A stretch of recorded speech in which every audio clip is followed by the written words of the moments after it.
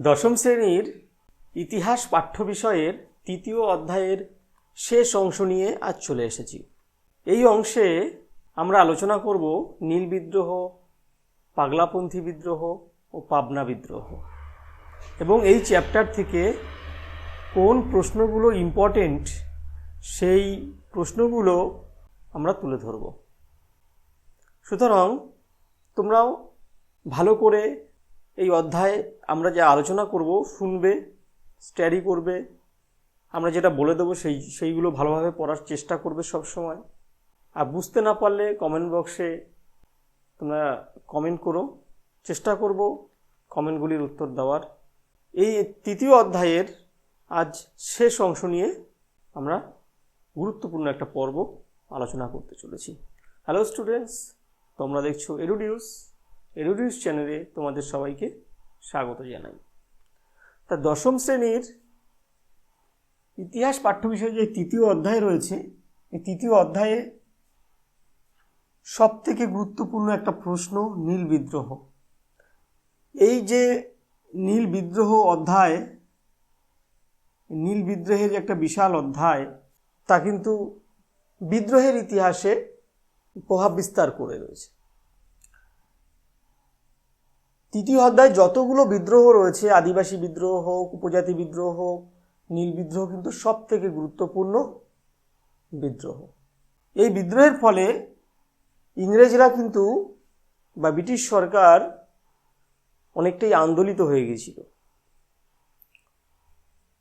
2027 সালের মাধ্যমিক যারা পরীক্ষার্থী রয়েছে তাদের উদ্দেশ্য করে বলছি, নীল বিদ্রোহ তোমরা ভালো করে প্র্যাকটিস করবে। এর আগেও বলেছি সাঁওতাল বিদ্রোহ ইম্পর্টেন্ট।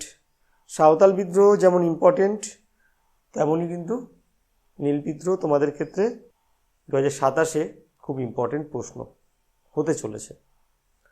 এখান থেকে 8 নম্বরের প্রশ্ন আসার সম্ভাবনা, তাই বিষয়টা ভালো করে খেয়াল করবে।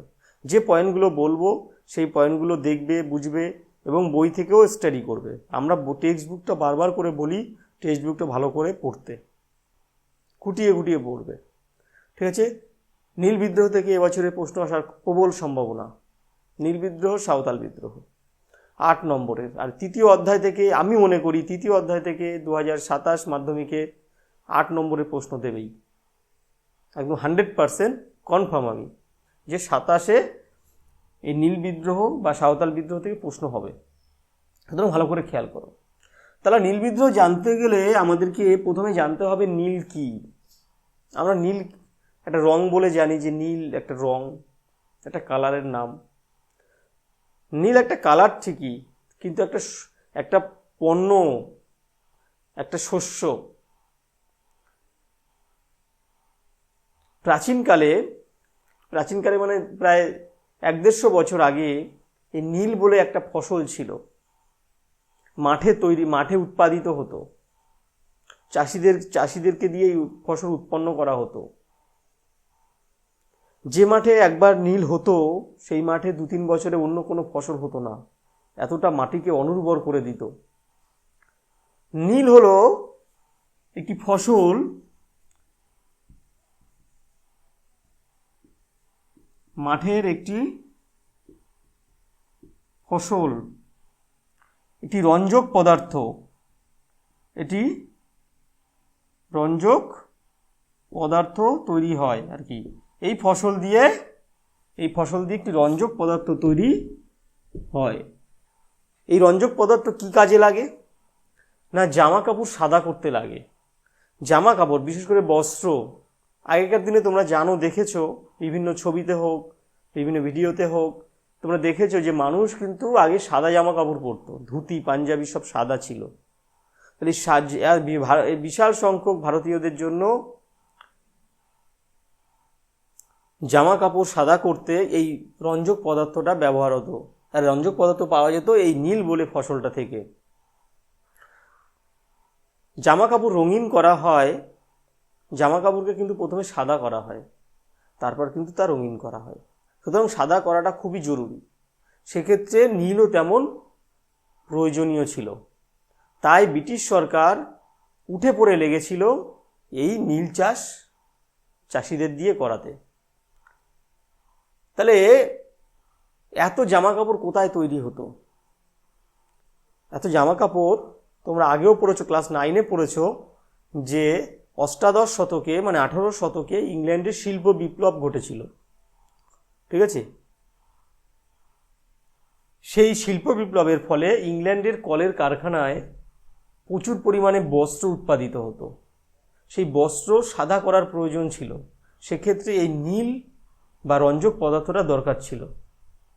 তাই ব্রিটিশ ইস্ট ইন্ডিয়া কোম্পানি চেয়েছিল ভারতের চাষিদের দিয়ে এই নীল উৎপাদন করাতে।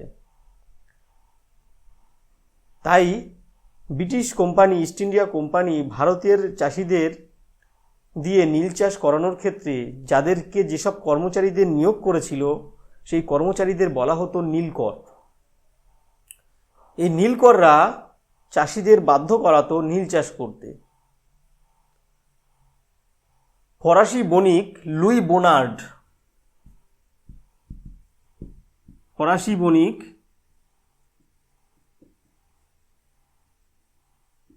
লুই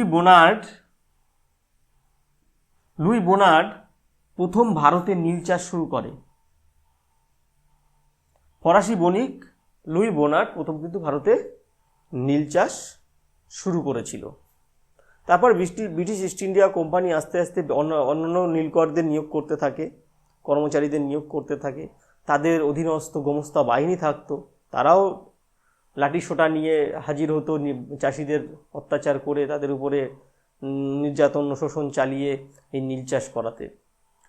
এই নীলকররা কি করত? এই নীলকররা ভারতের বিভিন্ন অঞ্চলে এই নীলকুঠি স্থাপন করত, বিভিন্ন অঞ্চলে নীলকুঠি স্থাপন করত। এখানে যত ফসল হতো মাঠে সব এই কুঠিতে আনা হতো। এখানে বসে এখানে বিভিন্ন ধরনের এই ট্যাঙ্ক মতো থাকতো, সেখানে ফসল ধোয়া হতো, নীল তৈরি করা হতো, ঠিক আছে? তা আবার চলে যেত ইংল্যান্ডে, সেখানে বস্ত্রের কারখানায় চলে যেত। এইভাবে ভারতীয়দের উপর এক প্রকার অত্যাচার নেমে এসেছিল। ভারতীয় কৃষকরা এই নীল চাষ উৎপাদনে বা নীল চাষ করতে নারাজ ছিল। তাদের উপরে শোষণ চালিয়ে, নির্যাতন চালিয়ে, নানা কৌশলে, কূটকৌশলে এদের দিয়ে নীল চাষ করানো হতো। ফলে একটা সময় এই ভারতীয় চাষিরা বাধ্য হয়ে 1859-60 খ্রিস্টাব্দে 1859-60 খ্রিস্টাব্দে এই যে অত্যাচারী নীলকর সাহেব এবং তার অধীনস্থ গোমস্তাদের বিরুদ্ধে আন্দোলন শুরু করে দেয়, যা আমরা ইতিহাসে এই নীল বিদ্রোহ বলে জানি। নীল বিদ্রোহ কি এবং নীল কি, নীল সম্পর্কে একটা মোটামুটি আইডিয়া দিলাম। এটা একটা শর্ট প্রশ্ন যে ফরাসি বণিক লুই বোনার্ড প্রথমে ভারতে নীল চাষ শুরু করে। একজন নীলকর ছিল, এরকম অনেক নীলকর আছে যারা ভারতীয় চাষিদের উপর কিন্তু অত্যাচার শুরু করে দিয়েছিল। সুতরাং এটা নীল বিদ্রোহ কি, কাকে বলে, এগুলো কিন্তু খেয়াল রাখবে যে নীল হলো মাঠের একটি ফসল যা থেকে রঞ্জক পদার্থ তৈরি হয়। ইংল্যান্ডের কলের কারখানায় বা বস্ত্র কারখানায় এই রঞ্জক পদার্থ বিশেষ প্রয়োজনীয় ছিল। তাই ব্রিটিশ ইস্ট ইন্ডিয়া কোম্পানি চেয়েছিল ভারতীয় চাষিদের দিয়ে এই নীল চাষ করাতে, এবং তাদের উপর এর ফলে কৃষকদের উপর অকথ্য অত্যাচার নেমে এসেছিল, যার ফলস্বরূপ চাষিরা বাধ্য হয়ে এই ব্রিটিশ ইস্ট ইন্ডিয়া কোম্পানি, নীলকর সাহেব এবং জমিদার গোমস্তাদের বিরুদ্ধে, জমিদার নয়, জমিদাররা কিন্তু নীলকর চাষিদের সাহায্য করেছিল, গোমস্তা বাহিনী, এদের বিরুদ্ধে কিন্তু এই নীল চাষিরা ক্ষোভে ফেটে পড়েছিল, যার নাম হচ্ছে নীল বিদ্রোহ। তাই এইটুকু বোঝাতে পারলাম। আশা করি এখান থেকে শর্ট প্রশ্ন আসলে পারবে। নীল বিদ্রোহের নেতা কারা ছিল তারা আমরা যে একের পর এক আলোচনা করছি, চলে আসবে আলোচনায়। এবারে আসছি নীল বিদ্রোহের কারণ কি ছিল বা নীল বিদ্রোহ বৈশিষ্ট্য, বিস্তার, এইগুলো নিয়ে আমরা আলোচনা করছি। এখানে দেখো, নীল বিদ্রোহ কি আলোচনা করার আগে আমাদের একটু জানতে হবে নীল তো বলে দিলাম, নীল চাষটা কেমনভাবে হতো। কারণ নীল বিদ্রোহের কারণ কিন্তু এই নীল চাষের পদ্ধতির সাথে জড়িত। তাহলে নীল চাষের পদ্ধতিটা একটু জেনে নিতে হবে। এটা কিন্তু 2 নম্বরের আসতে পারে, নীল চাষের পদ্ধতি কেমন ছিল। তোমাদের কিন্তু যে 8 নম্বরের প্রশ্ন আসে ডাইরেক্ট কিন্তু আসে না, সব প্রশ্ন ডাইরেক্ট আসে না, একটু ভেঙে ভেঙে ভেঙে পার্ট ওয়াইজ কিন্তু আসে। সুতরাং পরীক্ষা প্রশ্ন আসতে পারে নীল বিদ্রোহ কি, নীল চাষের পদ্ধতি কেমন ছিল, নীল বিদ্রোহের কারণ আলোচনা করো, 2 + 2 + 4 = 8, এভাবে আসতে পারে। তাহলে আমাদেরকে কিন্তু নীল বিদ্রোহ পড়লে নীল বিদ্রোহ পুরোটাই পড়ব, নীল থেকে যা প্রশ্ন আসবে আমরা পারবো, সেরকম কনসেপ্ট নিয়ে, সেরকম টার্গেট নিয়ে, সেরকম তোমাদের অ্যাম্বিশন নিয়ে এগোতে হবে যে আমি এই চ্যাপ্টার থেকে এই প্রশ্নগুলো পড়বো, এখান থেকে যা প্রশ্ন আসবে আমি অ্যাটেন্ড করব। তাই নীল চাষের পদ্ধতিটা একটু জেনে নেওয়া দরকার, কারণ নীল বিদ্রোহের কারণ এই পদ্ধতির সাথে জড়িত। পদ্ধতি কি আছে? 1 নম্বর পদ্ধতি হচ্ছে এলাকা চাষ, ঠিক আছে, এলাকা চাষ। 2 নম্বর হচ্ছে বে এলাকা চাষ বা এলাকা চাষ বা নিজ আবাদি, আর বে এলাকা চাষ বা দাদুনি বা রায়তি। তাহলে দেখো নীল চাষের পদ্ধতি কি? নীল চাষের পদ্ধতি হচ্ছে 1 নম্বর এলাকা চাষ বা নিজ আবাদি, 2 নম্বর হচ্ছে বে এলাকা চাষ বা দাদুনি বা রায়তি। আমি এগুলো প্রত্যেকটা মানে বলে দিচ্ছি। রায়ত কাদের বলা হয়? কৃষকদের রায়তি বলা হয়, চাষিদের সাথে বন্দোবস্ত। এলাকা চাষে কি হয়? নীলকররা জমিদারদের কাছ থেকে জমি নেয়, কিনে নেয় কিংবা লিজ নেয়, নিয়ে তারা চাষিদের চাষ করতে দেয়। এটা হচ্ছে নিজ আবাদি বা এলাকা চাষ। আর বে এলাকা চাষে কি হয়? বে এলাকা চাষ বা দাদুনি বা রায়তি, এই জমি ধরো কৃষকদেরই, এই জমিটা কিন্তু কৃষকদের নয়, জমিদারদের কাছ থেকে লিজ নিচ্ছে কারা? ধরো নীলকর, এখানে লিখে দিচ্ছি নীলকর। এই নীলকররা, জমি হচ্ছে জমিদারদের, নীলকররা এদের কাছ থেকে জমি নিচ্ছে, নিয়ে চাষিদের দিচ্ছে। কাদের দিচ্ছে ফেরত? চাষিদের। তাহলে নীলকররা জমিদারদের কাছ থেকে জমি কিনে নিয়ে বা লিজ নিয়ে এই চাষিদের দিচ্ছে জমি চাষ করতে। এটা হচ্ছে নিজ এলাকা বা নিজ আবাদি। আর বে এলাকা চাষে জমিটা কিন্তু চাষিদের সাথে ডাইরেক্ট বন্দোবস্ত। কিভাবে? এই দাদুনি দিয়ে। কি দিয়ে? দাদুনি দিয়ে। দাদুনি কথার অর্থ হচ্ছে অগ্রিম বা অ্যাডভান্স। তাহলে অগ্রিম বা দাদুনি, অগ্রিম অর্থ দিয়ে চাষিদের এই নীল চাষে বাধ্য করাচ্ছে। কত টাকা দিত তারা অগ্রিম? না, বিঘা প্রতি 2 টাকা দিত। কত? 1 বিঘা জমিতে 2 টাকা করে দিত। তাহলে 1 বিঘা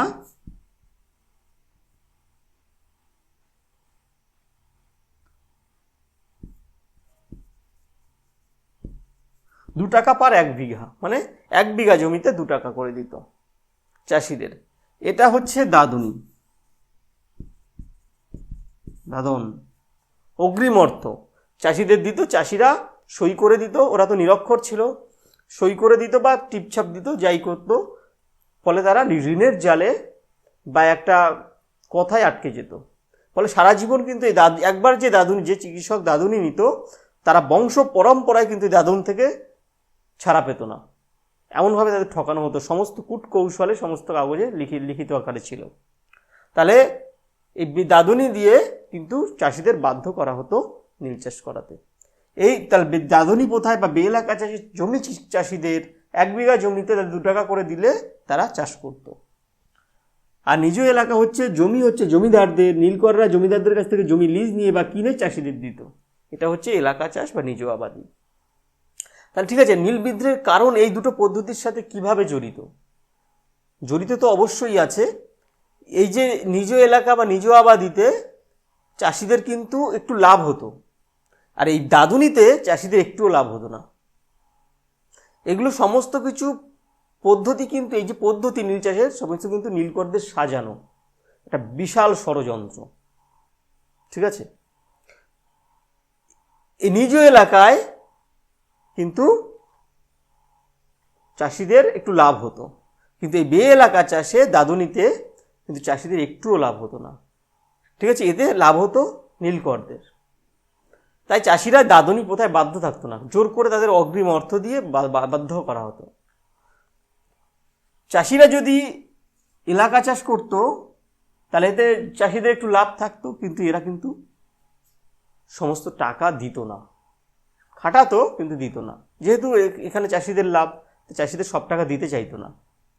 আবার দাদুনিতে নীলকরদের বেশি লাভ ছিল, তাই চাষিরাও এই দাদুনি প্রথায় চাষ করতে চাইতো না, ফলে তাদের উপর অকথ্য অত্যাচার নেমে এসেছিল। এর ফলস্বরূপ এই নীল বিদ্রোহ সংগঠিত হয়েছিল। বুঝতে পারলাম? তাহলে নীল চাষের পদ্ধতি কি আছে?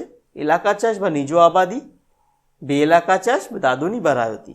তাহলে এই দুটো পদ্ধতিতে নীল চাষ করানো হতো। তাহলে আমরা নীল চাষের পদ্ধতি পড়লাম। এবার আসি নীল বিদ্রোহের কারণ। একটু ছোট ছোট কারণগুলো আমাদের জেনে নেওয়া দরকার। নীল চাষের কারণ মানে নীল বিদ্রোহের কারণ, নীল বিদ্রোহের কারণ 1 নম্বর হচ্ছে নীলকররা বাংলার চাষিদের খাদ্যশস্যের পরিবর্তে এই নীল চাষ করাতো। খাদ্যশস্য কি কি? যেমন ধান, গম, এইগুলো খাদ্যশস্য। তাহলে খাদ্যশস্য, আচ্ছা, মানুষ টাকা দিয়ে কি করবে যদি না তার খাদ্যশস্য থাকে? চাষিরা নীল চাষ করতে চাইতো না, তবু তাদের জোর করে খাদ্যশস্যের পরিবর্তে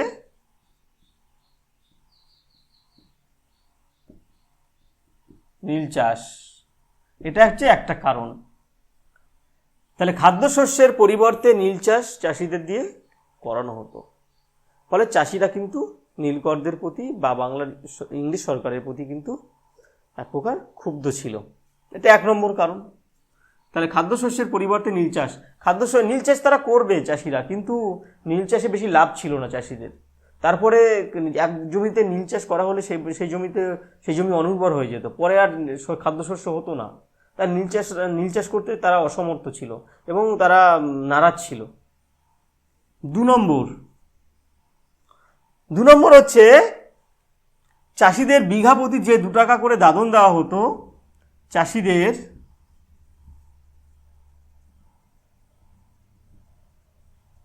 টাকা দাদন দিয়ে যে নীল চাষ করানো হতো,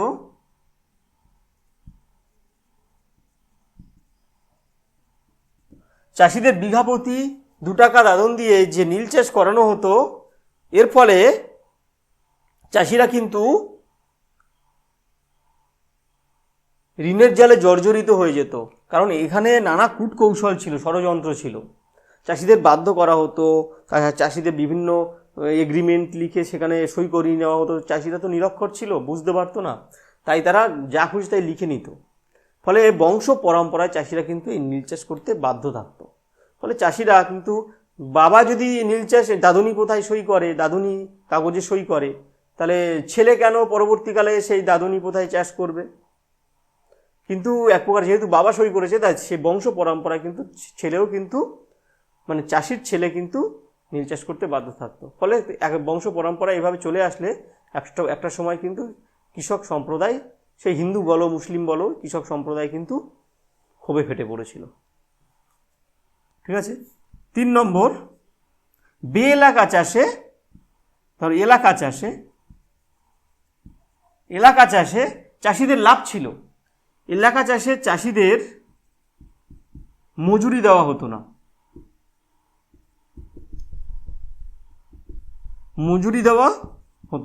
ধরো তুমি 10 টাকা পাবে চাষ করে, 10 টাকা ইনকাম করলে, কিন্তু তোমাদের 10 টাকা দিল না, ধরো 5 টাকা দিল, 5 টাকা বাকি রেখে দিল। কারণ বাকি রাখবে কেন? ওই তুমি না চাষ করতে এলে ওই 5 টাকা কাটা যাবে।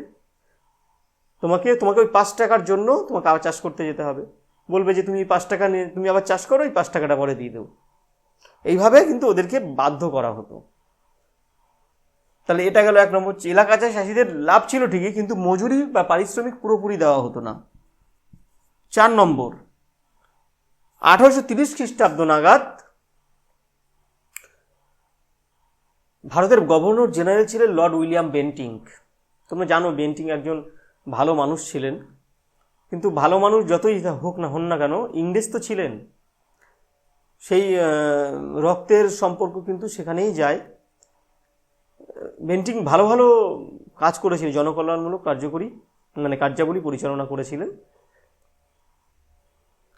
আমরা জানো সতীদাহ প্রথা বেন্টিং করেছিলেন, কিন্তু এই বেন্টিংকে কিন্তু একটা সময় নীল চাষ বাধ্য করেছিলেন 1830 খ্রিস্টাব্দ নাগাদ। এই দাদুনি প্রথা বাধ্য করেছিলেন, দাদুনি প্রথা বাধ্যতামূলক করেছিলেন।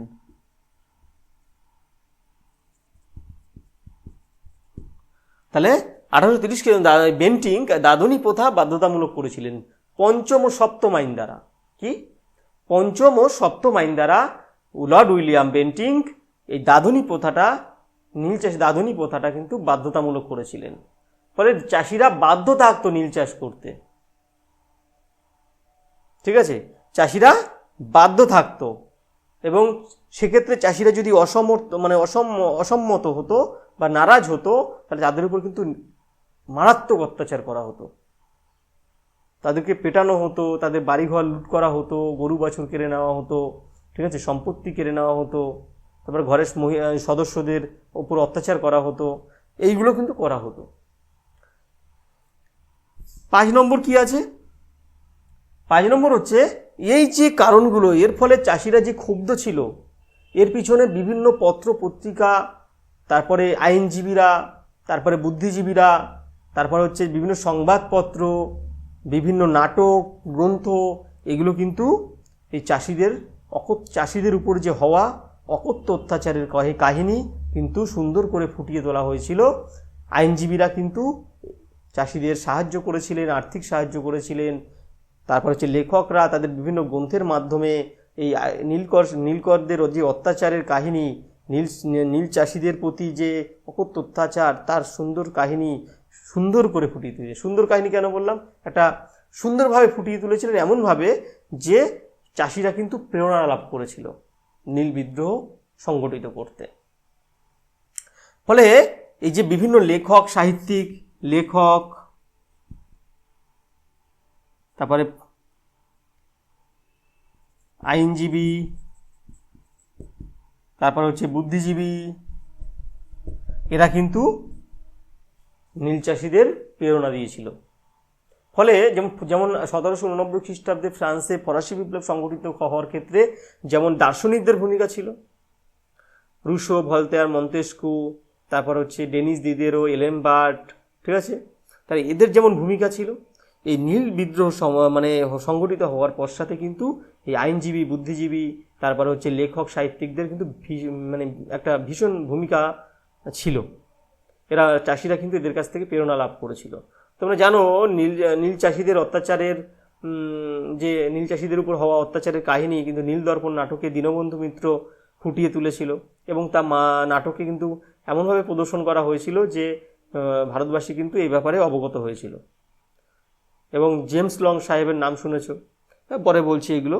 যাই হোক, লেখক, আইনজীবী, বুদ্ধিজীবী, এদের কিন্তু বিশাল একটা ভূমিকা ছিল এই নীল বিদ্রোহ সংগঠনে।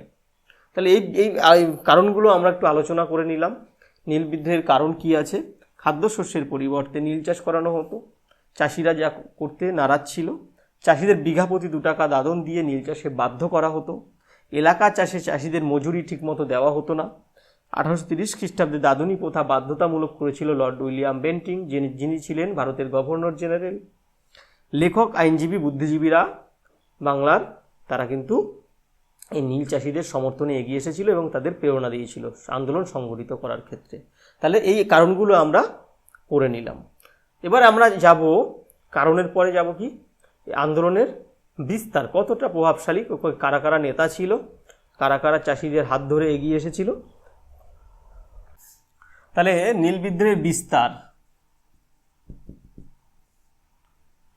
নীল বিদ্রোহ বাংলার আমাদের যে নদিয়া জেলা রয়েছে, উত্তর 24 পরগনার কাছাকাছি যে জেলা বা পার্শ্ববর্তী যে জেলা, সেই নদিয়ার চৌগাছা গ্রামে, নদিয়ার চৌগাছা, মনে রাখবে শর্ট প্রশ্ন আসে কিন্তু, চৌগাছা গ্রামে বিষ্ণুচরণ বিশ্বাস যিনি বাংলার ওয়াট টাইলার নামে খ্যাত, বাংলার ওয়াট টাইলার, বিষ্ণুচরণ বিশ্বাস, দিগম্বর বিশ্বাস, এরা কিন্তু দুই ভাই ছিল। কি দুই ভাই? তাহলে নদিয়ার চৌগাছা গ্রামে বিষ্ণুচরণ বিশ্বাস, যাকে বাংলার ওয়াট টাইলার বলা হতো, দিগম্বর বিশ্বাস, বিষ্ণুচরণ বিশ্বাস, দুই ভাই কিন্তু প্রথম এই নীল বিদ্রোহ শুরু করেছিল। তাহলে পরীক্ষায় প্রশ্ন, কোথায় শুরু হয়েছিল? নদিয়ার চৌগাছা গ্রামে দুই ভাইয়ের নেতৃত্বে নীল বিদ্রোহ প্রথম শুরু হয়েছিল। এদের সাথে সাথে এই যে নদিয়া জেলায় শুরু হয়, তারপরে বিদ্রোহটা আস্তে আস্তে করে কিন্তু পার্শ্ববর্তী অন্যান্য জেলায় ছড়িয়ে পড়ে, যেমন মালদা, মুর্শিদাবাদ, রাজশাহী, ফরিদপুর, তারপর হচ্ছে খুলনা, যশোহর, ঠিক আছে, এই সমস্ত এলাকায়, দিনাজপুর, মুর্শিদাবাদ, এইসব জায়গায় কিন্তু এই বিদ্রোহগুলো ছড়িয়ে পড়েছিল। এদের সাথে সাথে বাংলার কিন্তু বহু মানুষ কিন্তু যোগদান করেছিল, বহু কৃষক সম্প্রদায় যোগদান করেছিল। হিন্দু মুসলিম কেউ জাতপাতের দিকে তাকায়নি, ধর্মীয় ভাবনা এর মধ্যে আসেনি, সবাই কিন্তু এই আন্দোলনে ঝাঁপিয়ে পড়েছিল। এমনকি বাংলার জমিদাররা, যারা বাংলার উপজাতি বলো, আদিবাসী বলো, কৃষক সম্প্রদায় বলো, যাদের উপর অকথ্য অত্যাচার একটা সময় চালিয়েছিল, সেই জমিদার শ্রেণীগুলো, বিশাল সংখ্যক জমিদার শ্রেণী কিন্তু এই নীল চাষিদের সমর্থনে এগিয়ে এসেছিল। এটা একটা অবাক করা বিষয়, এটা ব্যতিক্রমী বিষয়। যে জমিদাররা চাষিদের উপর অত্যাচার করত, যে জমিদাররা আদিবাসী উপজাতিদের উপর অত্যাচার করত, সেই জমিদাররা কিন্তু এই নীল চাষিদের সমর্থনে এগিয়ে এসেছিল। এরকম বহু জমিদার আছে যারা এই নীল চাষিদের সমর্থন করেছিল বা নীল বিদ্রোহে নেতৃত্ব দান করেছিল। যেমন নড়াইলের জমিদার রামরতন মল্লিক এই নীল চাষিদের সমর্থনে এগিয়ে এসেছিল। মালদহের রফিক মণ্ডল ছিল। তারপর হচ্ছে বাঁশবেড়িয়ার বিশ্বনাথ সর্দার, বৈদ্যনাথ সর্দার, এরা দুই ভাই। বিশ্বনাথ সর্দারকে আমরা বিশে ডাকাত বলে জানি, যিনি এই নীল বিদ্রোহের প্রথম শহীদ ছিলেন, তিনি কিন্তু এই বিদ্রোহে এগিয়ে এসেছিলেন। ঠিক আছে, এরকম বহু জমিদার এই বিদ্রোহে কিন্তু নেতৃত্ব দান করেন। বিদ্রোহ এতটা প্রসারিত হয়েছিল যে ব্রিটিশ সরকার বা ইস্ট ইন্ডিয়া কোম্পানি কিন্তু একটু নড়ে চড়ে বসেছিল। তারা বলপূর্বক এই বিদ্রোহ দমন করেছিল ঠিকই, এই বিদ্রোহ বলো, আন্দোলন বলো, এটা ব্যর্থতায় পর্যবসিত হয়েছিল ঠিকই, কিন্তু ব্রিটিশ সরকার কিন্তু নীল চাষিদের কথা ভাবতে শুরু করেছিল। বাংলার ছোট লাট জে.পি. গ্রান্ট, ইনি বাংলার ছোট লাট ছিলেন, জে.পি. গ্রান্ট। এই বাংলার ছোট লাট কিন্তু জে.পি. গ্রান্ট নীল চাষিদের পক্ষে একটা কমিশন গঠন করেছিলেন, যে কমিশনে 5 জন সদস্য ছিল। এই কমিশন 1860 খ্রিস্টাব্দে গঠিত হয়। তাহলে 1860 খ্রিস্টাব্দে জে.পি. গ্রান্ট 5 সদস্যকে নিয়ে একটি কমিশন গঠন করে, যার নাম নীল কমিশন। তোমরা জানো যে নীল কমিশন কবে গঠিত হয়।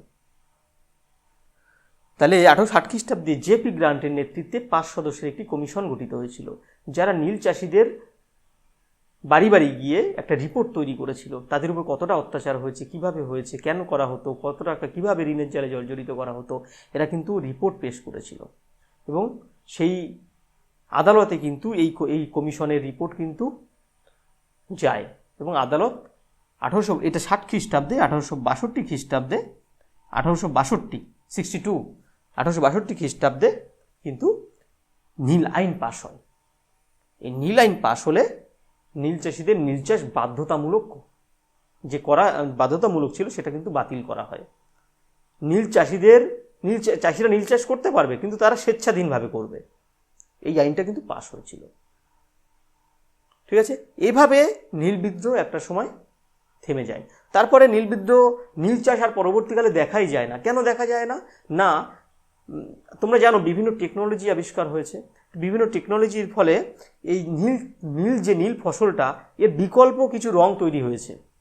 ইউরোপে নীলের বিকল্প তৈরি হলে এই নীল চাষ একেবারে বন্ধ হয়ে যায়। চাষিরা মুক্তি পেয়ে যায় নীল চাষ থেকে। সুতরাং এই যে নীল বিদ্রোহ আমরা পড়লাম, এই নীল বিদ্রোহ কিন্তু খুব ইম্পর্টেন্ট। নীল বিদ্রোহ কি, নীল চাষের পদ্ধতি কেমন ছিল, নীল বিদ্রোহের কারণ বিস্তার, এগুলো আমরা পড়লাম। এবার এর সাথে সাথে আরও কিছু পড়তে হবে। নীল বিদ্রোহের বৈশিষ্ট্য পড়তে হবে, নীল বিদ্রোহের গুরুত্ব পড়তে হবে। গুরুত্ব আমি বলেই দিয়েছি। নীল বিদ্রোহের গুরুত্ব কি?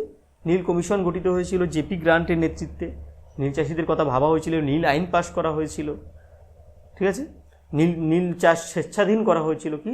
নীল চাষ স্বেচ্ছাধীন করা হয়েছে, চাষিরা ইচ্ছে করলে করবে, না হলে করবে না। এইগুলোই নীল বিদ্রোহের গুরুত্ব। এবার নীল বিদ্রোহের বৈশিষ্ট্যটা আমরা একটু দেখে নেব। নীল বিদ্রোহের মধ্যে কি কি আছে? বৈশিষ্ট্য হচ্ছে এর ক্যারেক্টারিস্টিক। তার মধ্যে কি আছে, নীল বিদ্রোহের মধ্যে কি আছে, নীল বিদ্রোহের মধ্যে কি দেখা গিয়েছিল, এগুলোই ক্যারেক্টারিস্টিক।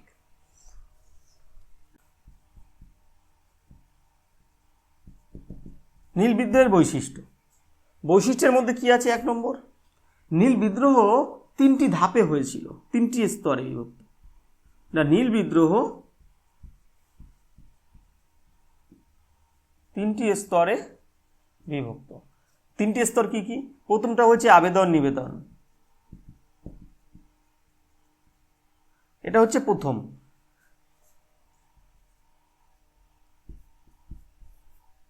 নীল বিদ্রোহে 3টি স্তরে বিভক্ত। একটা আবেদন নিবেদন নীতি, মানে আমি নীল চাষ করবো না, স্যার আমাকে ক্ষমা করে দিন, আমি পারবো না, আমি অসমর্থ, আমি নীল চাষ করবো না আমার জমিতে, এটা হচ্ছে আবেদন নিবেদন।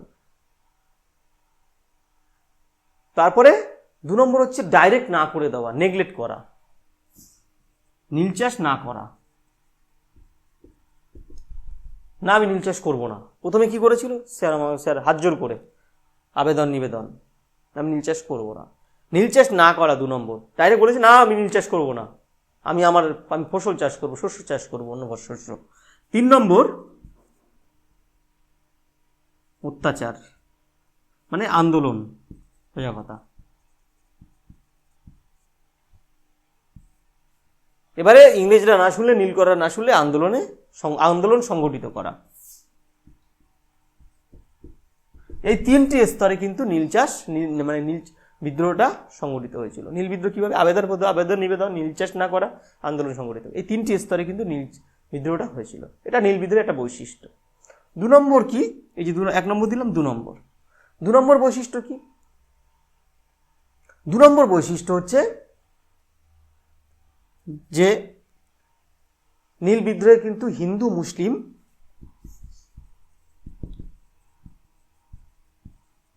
কৃষক সম্প্রদায় যোগদান করেছিল।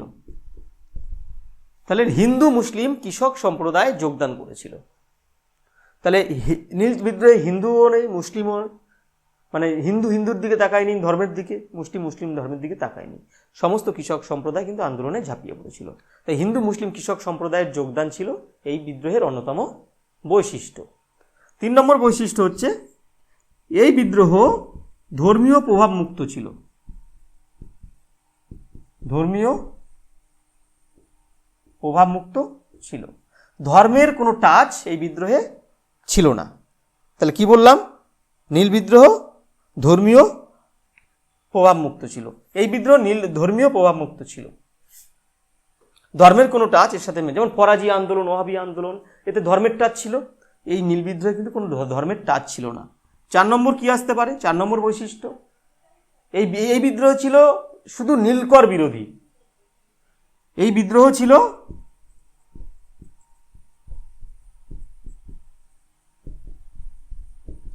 নীলকর বিরোধী। এই গেল নীল বিদ্রোহের বৈশিষ্ট্য। তাহলে নীল বিদ্রোহ 3টি স্তরে বিভক্ত ছিল। হিন্দু মুসলিম কৃষক সম্প্রদায় এই বিদ্রোহে যোগদান করেছিল। এই বিদ্রোহ ধর্মীয় প্রভাব মুক্ত ছিল। এই বিদ্রোহ ছিল নীলকর বিরোধী, একমাত্র নীলকর বিরোধী। ঠিক আছে, এই গেল বিদ্রোহের বৈশিষ্ট্য। এবার একটা প্রশ্ন আসে এই নীল বিদ্রোহের সাথে পাশাপাশি লেজজুড়ে প্রশ্ন আসে, সেটা হচ্ছে নীল বিদ্রোহে বুদ্ধিজীবীদের ভূমিকা। আমি আগেও আলোচনা করেছি যে নীল বিদ্রোহে কারা কারা এগিয়ে এসেছিল, লেখক সাহিত্যিক এরা। তাহলে কারা কারা এগিয়ে এসেছিল? মানে লেখকরা এগিয়ে এসেছিল, যেমন ঈশ্বর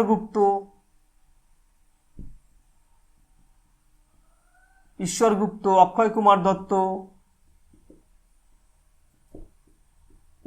ঠিক আছে, কালীপ্রসন্ন সিংহ,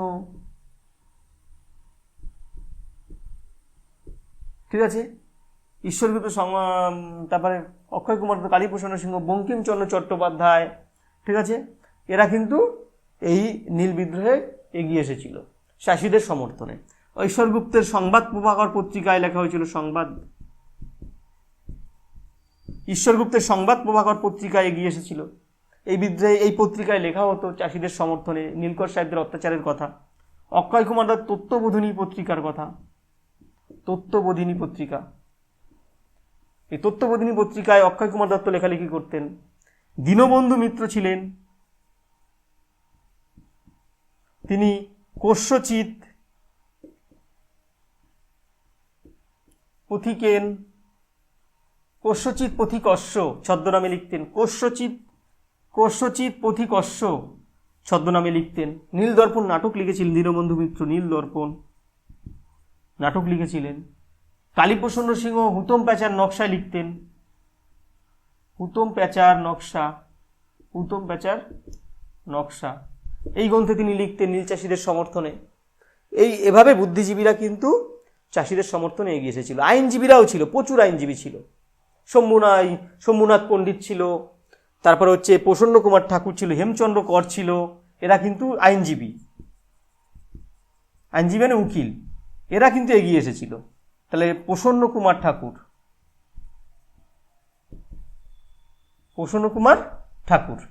তারপর শম্ভুনাথ পণ্ডিত, তারপরে কে ছিল, তারপরে ছিল হেমচন্দ্র কর, এরা কিন্তু আইনজীবীরা এগিয়ে এসেছিল চাষিদের সমর্থনে। এরা টাকা দিয়ে চাষিদের সাহায্য করতেন, তারপরে চাষিদের পক্ষে সওয়াল করতেন কোর্টে গিয়ে, চাষিদের হয়ে লড়েছিলেন। এরা কিন্তু এই বুদ্ধিজীবীরা কিন্তু সাহায্য করতে এগিয়ে এসেছিল। আরেকটা আলোচনা করতে ভুলে গেছি, হিন্দু প্যাট্রিয়ট পত্রিকা, হরিশ্চন্দ্র মুখোপাধ্যায়, গিরিশচন্দ্র ঘোষ, হরিশ্চন্দ্র মুখোপাধ্যায়, এদের সম্পাদনায় যে পত্রিকা ছিল সেটা হচ্ছে হিন্দু প্যাট্রিয়ট। হিন্দু প্যাট্রিয়ট পত্রিকা কিন্তু জনপ্রিয় একটা পত্রিকা, যে পত্রিকা নীল বিদ্রোহকে সমর্থন করেছিল এবং বিশেষ গিরিশচন্দ্র ঘোষ, এবং গিরিশচন্দ্র ঘোষের সময় হয়নি, যদিও গিরিশচন্দ্র ঘোষ অবসর নিলে হরিশ্চন্দ্র মুখোপাধ্যায় দায়িত্ব নেয় হিন্দু প্যাট্রিয়ট পত্রিকার সম্পাদকের।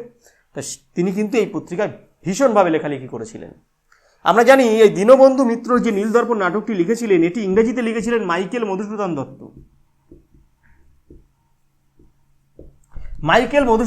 এই নীলদর্পণ নাটকটি ইংরেজিতে লিখেছিলেন। এটা নিয়ে কিন্তু অনেক তর্ক বিতর্ক চলেছিল। ইংরেজ ধর্মযাজক নাম ছিল রেভারেন্ড জেমস লং সাহেব। এই জেমস লং সাহেব কিন্তু এই মাইকেল মধুসূদন দত্তের লেখা এই নীলদর্পণ নাটকটির ইংরেজি অনুবাদটি কিন্তু প্রকাশ করেছিলেন। ফলে কিন্তু এই জেমস লং সাহেবের কিন্তু 1 বছরের কারাদণ্ড হয়েছিল, 1000 টাকা জরিমানা করা হয়েছিল। এই নীলদর্পণ নাটকটি ইংরেজিতে অনুবাদ করেছিলেন মাইকেল মধুসূদন দত্ত, সেটি ইংরেজির অনুবাদটি প্রকাশ করেছিলেন জেমস লং সাহেব, ইংরেজ পাদ্রী, ইংরেজ ধর্মযাজক, তিনি প্রকাশ করেছিলেন। তার বিরুদ্ধে কেস হয় কোর্টে, তাকে কিন্তু 1000 টাকা জরিমানা করা হয় জেমস লং এর নামে। এই জেমস লংকে কিন্তু 1 বছরের কারাদণ্ড হয়েছিল, 1000 টাকা জরিমানা করা হয়েছিল। সেই জরিমানার 1000 টাকা কে দিয়ে দিয়েছিল? এই হুতম প্যাঁচার নকশা গ্রন্থের লেখক কালীপ্রসন্ন সিংহ, ইনি 1000 টাকা দিয়ে দেয় সঙ্গে সঙ্গে কোর্টে দাঁড়িয়ে। তাহলে এইভাবে বুদ্ধিজীবীরা কিন্তু নীল চাষীদের সমর্থনে কিন্তু এগিয়ে এসেছিল। তাহলে এই গেল আমাদের নীল বিদ্রোহের আলোচনা। আশা করি বিস্তারিতভাবে খুঁটিয়ে আলোচনা করেছি, আশা করি বুঝতে পেরেছ। এবার আছে পাগলাপন্থী বিদ্রোহ। পাগলাপন্থী কাদের বলা হয়? পাগলাপন্থী বলা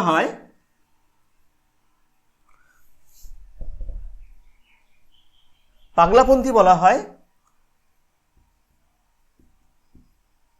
এটা শর্ট প্রশ্ন করে রাখবে। পাগলাপন্থী বিদ্রোহ 1825 থেকে 27, মোটামুটি 1820 সালের পর থেকেই বিদ্রোহটা শুরু হয়ে যায়, বেশি গাঢ় হয় এই সময়। ময়মনসিংহ জেলা বা বাংলাদেশের ময়মনসিংহ, শেরপুর অঞ্চল, বাংলাদেশের ময়মনসিংহ জেলার শেরপুর অঞ্চলে এক ধরনের উপজাতি মানুষ বাস করত, যারা হচ্ছে গারো গারো গারো গারো নামে উপজাতিরা বাস করত। এই গারোদের একটি ধর্মীয় ভাবনায় নিয়ে এসেছিলেন করিম শাহ।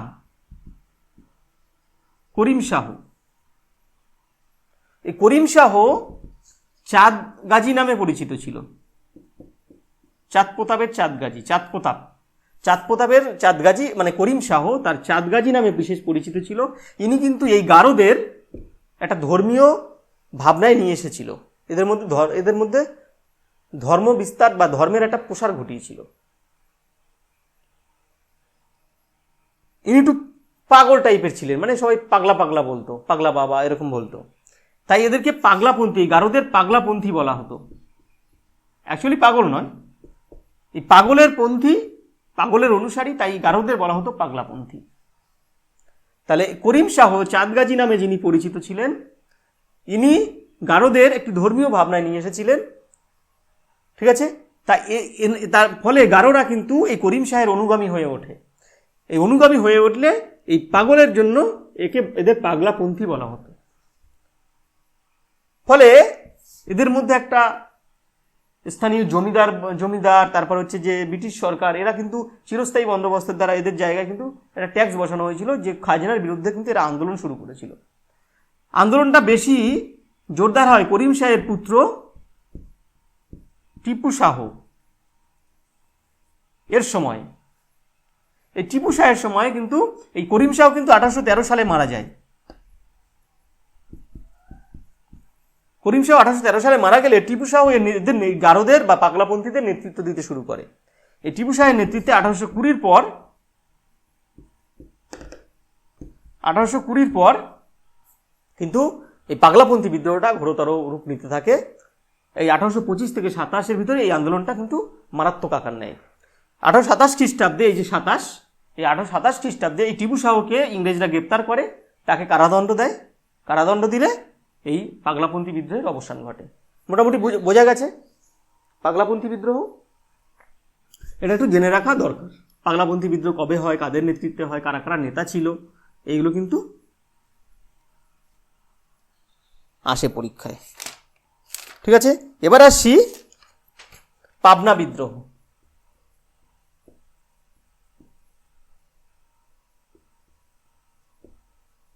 পাবনা বিদ্রোহ 1870। পাবনা বিদ্রোহ, পাবনা জানি বাংলাদেশের একটা জায়গা, সেখানে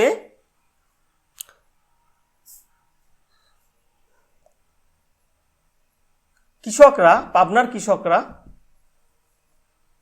খাজনার বিরুদ্ধে, অতিরিক্ত খাজনা, ঠিক আছে, অতিরিক্ত খাজনার বিরুদ্ধে কিন্তু সরকারের প্রতি ক্ষোভ প্রকাশ করতে থাকে। অতিরিক্ত খাজনার বিরুদ্ধে ক্ষোভ প্রকাশ করতে থাকে এই পাবনার কৃষকরা 1870 খ্রিস্টাব্দ নাগাদ। এদের নেতৃত্ব দেয় কে? ঈশানচন্দ্র রায়।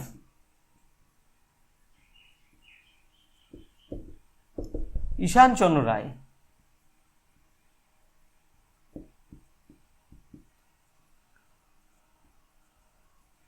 শম্ভুনাথ পাল, খুদি মোল্লা।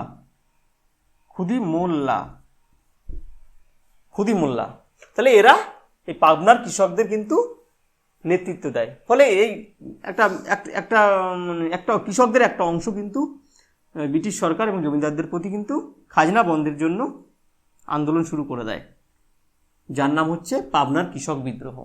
পড়ে রাখবে, একটু জেনে রাখবে যে 1870 খ্রিস্টাব্দে হয়, অতিরিক্ত খাজনার বিরুদ্ধে কৃষকরা আন্দোলন করে, নেতৃত্ব দেয় এরা। এইটুকুই পাবনা কৃষক বিদ্রোহ পড়ে রাখবে। আশা করি এই তৃতীয় অধ্যায় থেকে যেসব আদিবাসী বিদ্রোহ, কৃষক বিদ্রোহ আলোচনা করেছি, আশা করি তোমরা সবাই বুঝতে পেরেছ। চ্যাপ্টারটা এখানে শেষ হয়ে গেছে। পরের ক্লাসে আমরা চতুর্থ অধ্যায় নিয়ে সংঘবদ্ধতার গোড়ার কথা নিয়ে আলোচনা করব। এই চ্যাপ্টারের যে ইম্পর্টেন্ট প্রশ্নগুলো আছে সেগুলো আমি আগেও আলোচনা করেছি। সাঁওতাল বিদ্রোহ, নীল বিদ্রোহ, এখন আবার বলে দিচ্ছি। সাঁওতাল বিদ্রোহ, নীল বিদ্রোহ, কোল বিদ্রোহ ভালো করে পড়বে, সন্ন্যাসী ফকির বিদ্রোহ, এগুলো ভালো করে পড়ে রাখবে। অরণ্য আইন পড়ে রাখবে, ঠিক আছে। আর শর্ট প্রশ্নের ভিতরে কি আছে, দামিনী কোহ আছে, তারপর হচ্ছে বিরসা মুন্ডা কে ছিলেন, কোল বিদ্রোহের মুন্ডা বিদ্রোহের লক্ষ্য, কোল বিদ্রোহের কারণ, তারপর হচ্ছে যে কেনারাম বেচারাম, ঠিক আছে, দাদন, ঠিক আছে, তারপর হচ্ছে তারিকি মোহাম্মদিয়া, এইগুলো মোটামুটি ভালো করে পড়ে রাখবে। আশা করি চ্যাপ্টারটা বুঝতে পারে তোমরা বাড়িতে স্টাডি করো।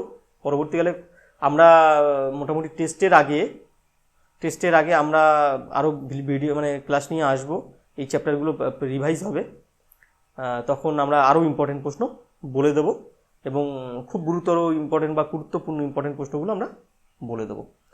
তাই আজকে এই পর্যন্ত, তোমরা ভালো থেকো, সুন্দর থেকো, ভালো করে পড়াশোনা করো, ঠিক আছে।